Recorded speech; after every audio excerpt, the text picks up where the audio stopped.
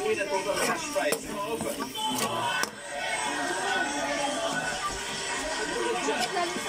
May 20,000 pesos. Meron. Chine-check bago matulog. Oras. Sabi mo oras. Nandiyan ba ang oras? Sakit yun. Ang tendency mo ay pwedeng nataranta. Diba? Na may nakakapit sa'yo. Tapos yun. Hindi ka dangoy para makakaahon. So, ang unang kalaban talaga sa jellyfish sting is not the sting itself, kundi yung pagkalunod. Kung nasa labay ka, dapat daw umahon agad.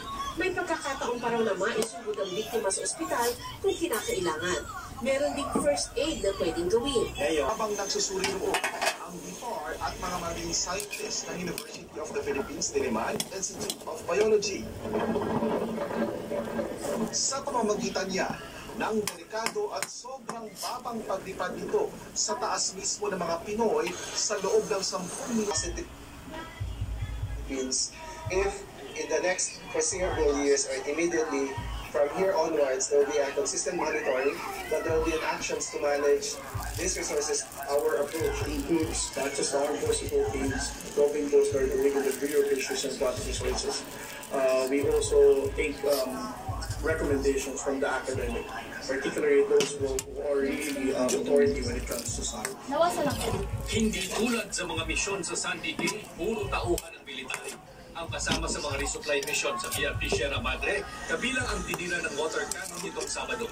Kaya kahit ikinawasak yan ng mga resupply ships ng Pilipinas, Integrated News, Chino Gaston. Safety Soriano, nakatutok 24 oras. Pinatay sa bugbog ang isang lolo sa Maynila ng sarili umano niyang apo. Ang pala ng kanilang kaanak, sumuko na ang nagtatagong suspect. Nakatutok si John Galeracion. Mga sugat sa ulo at mukha ang inabot ng 81 taong gulang na si Jesus Rivera Sr. Dahilan kung bakit binawian siya ng buhay sa ospital kahapon ng gabi. Ang suspect, kinilangan si Raymond Tanghal, ang 27 taong gulang na apo ng biktima. Nangyari ang paninakit umano ng apo sa kanyang lolo sa labas ng kanilang tinitirang bahay.